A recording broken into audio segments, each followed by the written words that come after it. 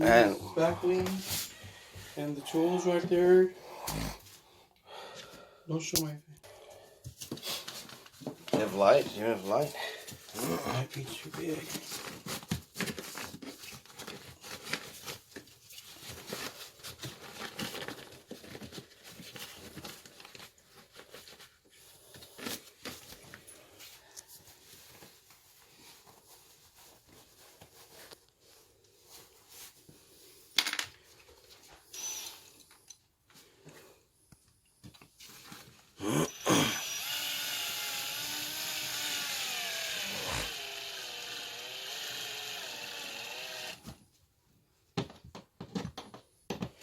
Make it flush.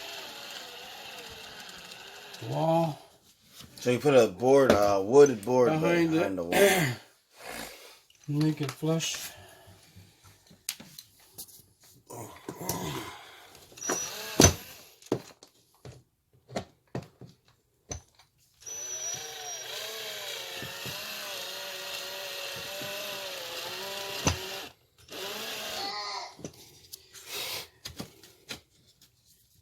And is that a pre-cut piece of?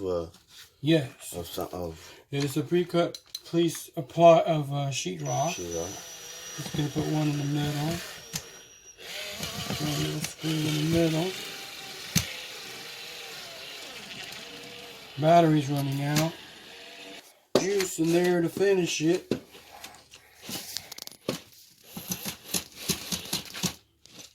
Once you have the majority of the hole covered, you just got putting your spackling there. Yep. Way around it. An even width like that. All to do it. You want to be as generous as you can so it can cover a wide area. Yep.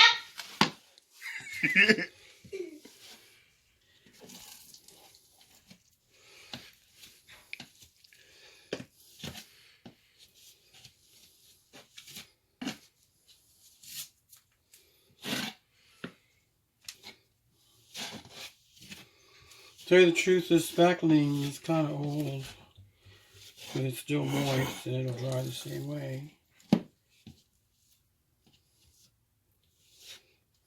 It's called spackling? Yes, I just used the generic all-purpose DAP brand, and it seems to work pretty good for this general purpose. What? I know I'm kind of messy, but Yeah. There's two in there. Okay, that one's mine. Yeah, I know. I want to make sure there's enough on both surfaces. Yeah. Make sure there's enough on both surfaces there, so you can more or less get enough tape for that. Or where are you there?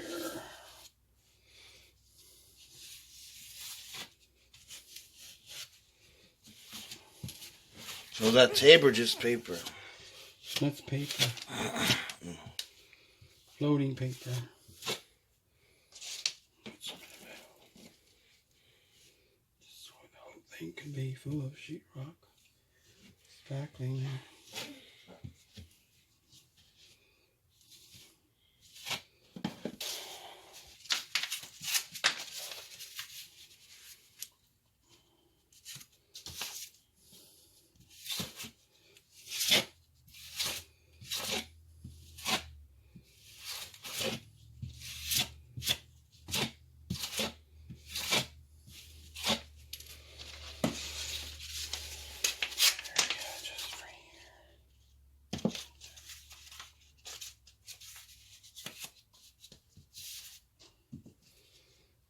What is that paper called?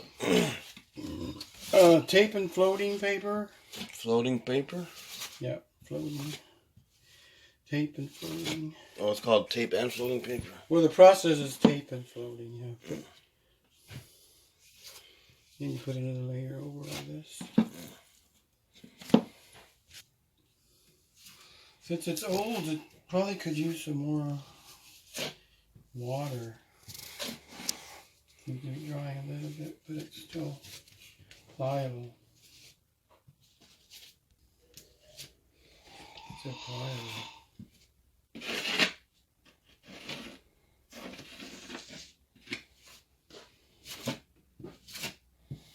But it's basically done. Well, you can dry it. I mean, you can sand it once it's dry. So it'll be like flat or even. Yeah, once it's dry, you can sand it. Sand it some more.